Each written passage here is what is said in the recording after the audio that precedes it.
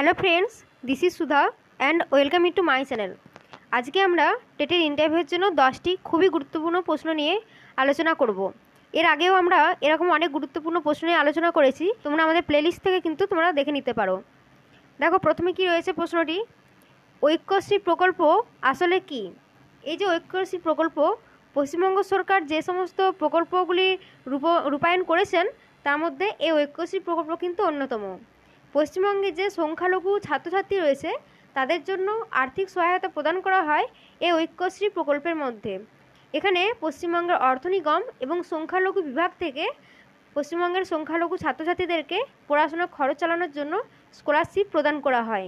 West Bengal minority development and finance কর্পোরেশনের অধীনে 2019-20 শিক্ষাবর্ষ থেকে এই প্রকল্পটি চালু হয়েছে। তাহলে ঐক্যশ্রী প্রকল্প চালু হয়েছে 2019-20 শিক্ষাবর্ষ থেকে। পরবর্তী প্রশ্ন দেখো, রবীন্দ্রনাথ ঠাকুর কী কী ছদ্মনাম ব্যবহার করতেন? রবীন্দ্রনাথ ঠাকুর অনেকগুলি ছদ্মনাম ব্যবহার করেছেন।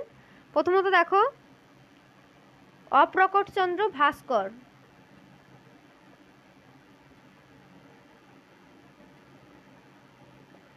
ভানুসিংহ ঠাকুর,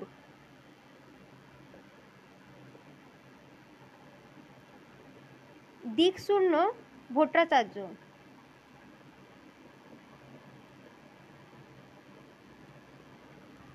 বাণী বিনোদ বিদ্যা বিনোদ,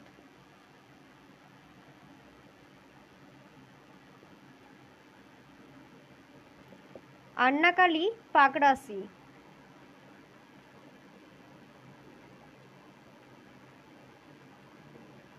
শ্রীমতী কনিষ্ঠা,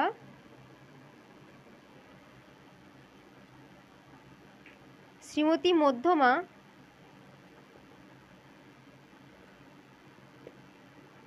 নবীন কিশোর শর্মন এবং ষষ্ঠীচরণ দেবশর্মা।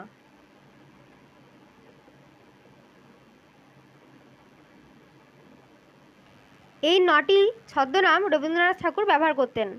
আর এবার দেখে নাও, অপ্রকটচন্দ্র ভাস্কর, ভানুসিংহ ঠাকুর, দিকশূন্য ভট্টাচার্য, বাণী বিনোদ বিদ্যা বিনোদ, আন্নাকালী পাকরাশি, শ্রীমতী কনিষ্ঠা, শ্রীমতী মধ্যমা, নবীন কিশোর শর্মন এবং ষষ্ঠীচরণ দেবশর্মা, এগুলি হলো রবীন্দ্রনাথ ঠাকুরের ব্যবহৃত ছদ্মনাম।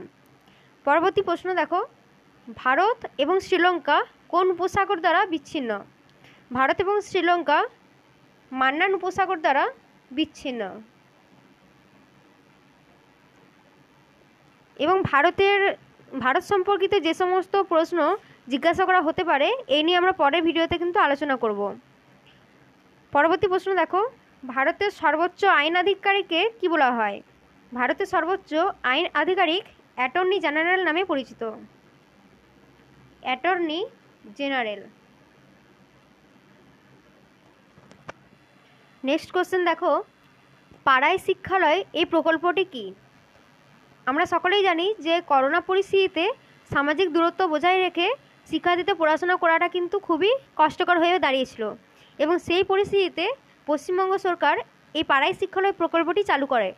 এখানে করোনা পরিস্থিতিতে সামাজিক দূরত্ব বজায় রেখে শিক্ষার্থীদেরকে কোভিড বিধি মেনে তাদের নিজস্ব পাড়ার পরিবেশে, কোনো উন্মুক্ত পরিবেশে যেখানে কোভিড সংক্রমণের সম্ভাবনা কম, সেখানে প্রাথমিক বিদ্যালয়ের শিক্ষক শিক্ষিকা এবং শিশু শিক্ষা কেন্দ্রের যে সহায়িকা এবং প্যারা টিচার সকলে কিন্তু গিয়ে পড়ুয়াদের নিজস্ব পাড়ার পরিবেশে আনন্দময় শিক্ষণের ব্যবস্থা করতেন এই পাড়ায় শিক্ষালয় প্রকল্পের মাধ্যমে।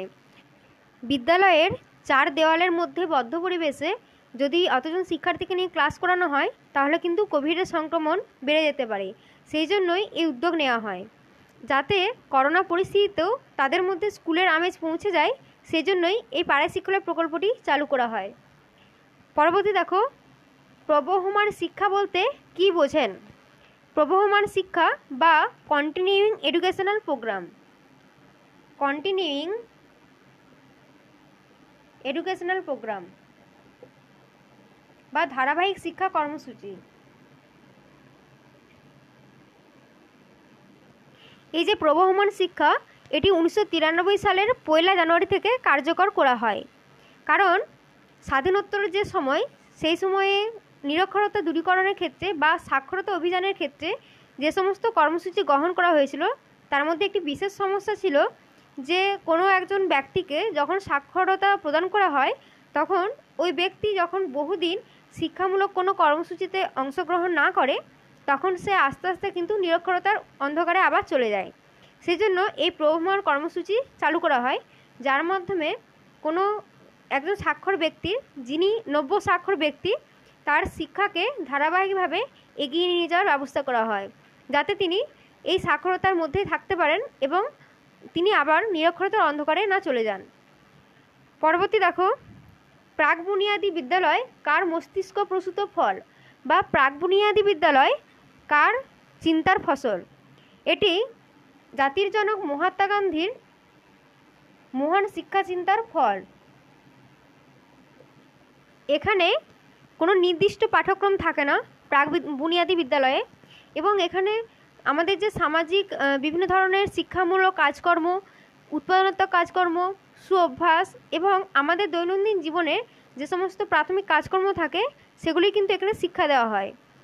এখানে বিভিন্ন ধরনের দৈনন্দিন জীবন উপযোগী কাজকর্মের মাধ্যমে শিক্ষার্থীদের আত্মবিশ্বাস এবং নিয়মানুবর্তিতার উপর বিশেষভাবে জোর দেওয়া হয়েছিল। কিন্তু সামাজিক বিভিন্ন কারণে এই প্রাক বুনিয়াদী বিদ্যালয় কিন্তু বেশি দিন স্থায়ী হয়নি। পরবর্তী দেখো, আনন্দপূর্ণ শিক্ষণের জন্য যশপাল কমিটির সুপারিশ কী ছিল? যশপাল কমিটি যে সমস্ত সুপারিশ করেছিলেন আনন্দপূর্ণ শিক্ষণের জন্য তার মধ্যে প্রথমেই ছিল বয়স বৃদ্ধি। অর্থাৎ এখন দেখা যায় যে শিক্ষার্থীর অভিভাবকেরা মনে করেন যত তাড়াতাড়ি শিক্ষার্থীকে স্কুলে পাঠানো হবে, অর্থাৎ যত ছোটো বয়স থেকেই শিক্ষার্থীদেরকে স্কুলে পাঠানো হবে তারা তত বেশি শিখতে পারবে।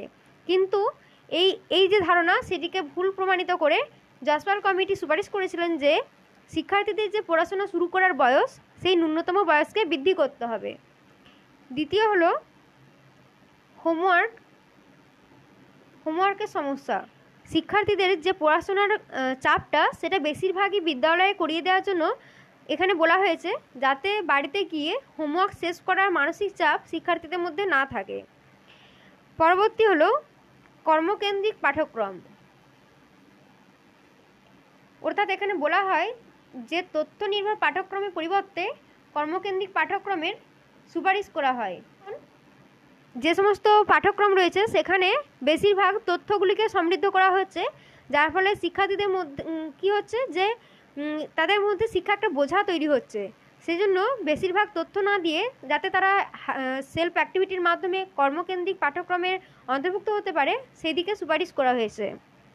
পরবর্তী হলো নিরবচ্ছিন্ন মূল্যায়ন পদ্ধতি বা কন্টিনিউয়াস ইভ্যালুয়েশন প্রসেস।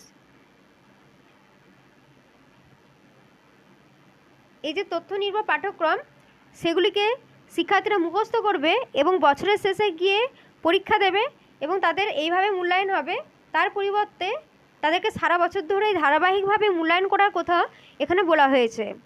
এবং পঞ্চম হলো সহপাঠ্যক্রমিক কার্যাবলীর উপর বিশেষ গুরুত্ব প্রদান। অর্থাৎ শিক্ষার্থীদের বিদ্যালয়ের মধ্যেই বিভিন্ন ধরনের সহপাঠ্যক্রমিক কার্যাবলীর উপরে বিশেষভাবে গুরুত্ব প্রদান করতে হবে। এই সমস্ত বিষয়ে যশপাল কমিটিতে সুপারিশ করা হয়। পরবর্তী প্রশ্নটি দেখো, এটা কিন্তু খুবই ইম্পর্ট্যান্ট একটি প্রশ্ন, যে পিওএ বা প্রোগ্রাম অফ অ্যাকশন এর পটভূমি কী ছিল? প্রোগ্রাম অফ অ্যাকশন এটি 1992 সালে এই জাতীয় শিক্ষানীতিটি প্রবর্তিত হয়।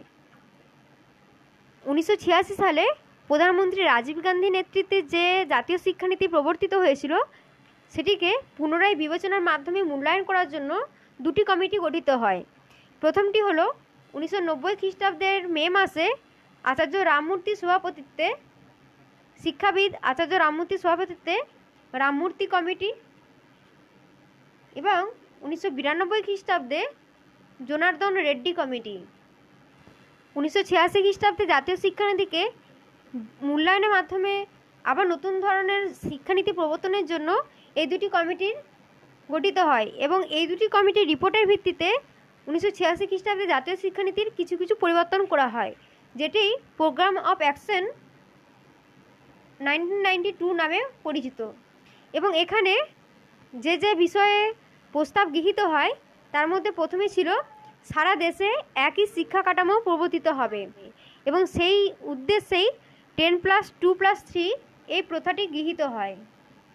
10+2+3 এখানে এই যে 10 বছর, তার মধ্যে 5 বছরের হবে নিম্ন প্রাথমিক, 3 বছরের হবে উচ্চ প্রাথমিক। 5 বছরের হবে নিম্ন প্রাথমিক, 3 বছরের হবে উচ্চ প্রাথমিক, 2 বছরের হবে মাধ্যমিক।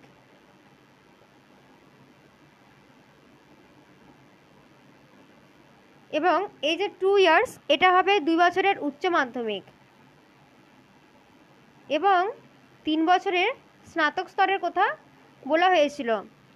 এবং এছাড়াও এখানে শিক্ষক শিক্ষণ, উচ্চশিক্ষা, বৃত্তি শিক্ষা এবং প্রথামুক্ত শিক্ষার উপরে বিশেষ গুরুত্ব দেওয়ার কথা বলা হয়। পরবর্তী দেখো, বয়স্ক শিক্ষাকে সামাজিক শিক্ষা বা সোশ্যাল এডুকেশন নামে অভিহিত করেছিলেন কে? মৌলানা আবুল কালাম আজাদ।